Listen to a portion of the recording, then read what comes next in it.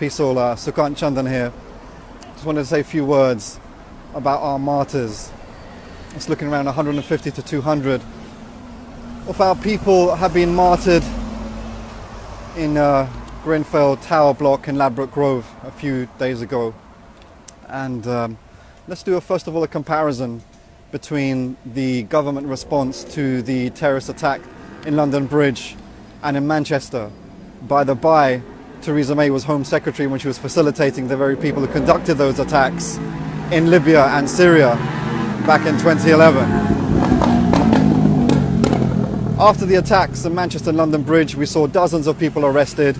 We even saw the British armed counter-terrorist police shoot people on their doorsteps. Now, some 200 people have been martyred. This is state terrorism. This is state terrorism conducted by the organizations who are involved in the property and housing scam. This is state terrorism conducted by those in the government who are directly colluding with and collaborating with those property developers and companies, etc. It's state terrorism by the local council in Kensington and Chelsea and the other organizations that deal with the landlords there. It's 2 days later now since our people have been martyred. Not one person has been arrested, and it's very unlikely anyone will be arrested. In this situation, what do?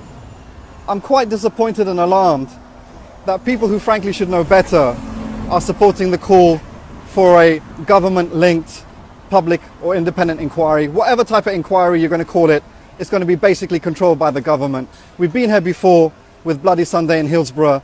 These inquiries suck up tens of millions of our money, and actually the taxpayers' money here is predicated on Global South money. It takes years, if not decades, for the government basically to conduct a strategy of whitewashing, and by the end of it, no one's really found guilty, no one goes to prison. My heart goes out to our people who have lost their parents, their elderly, their children and their grandchildren at Grenfell. Now is not the time to march. Now is not the time to campaign. Now is not the time to ask for government inquiries, because all of this will and has got us nowhere. Our people should be very wary and vigilant of lefties who are parasites on our people in such circumstances, who use and abuse our people in these circumstances to conduct long, boring campaigns that achieve nothing except them selling more papers and trying to recruit more people. No. I send a message directly out to the brothers who tragically have lost their parents and their family members.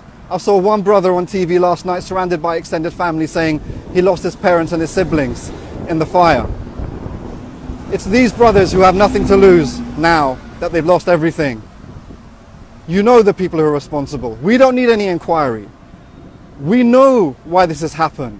And any other information that we need to get, we will get ourselves.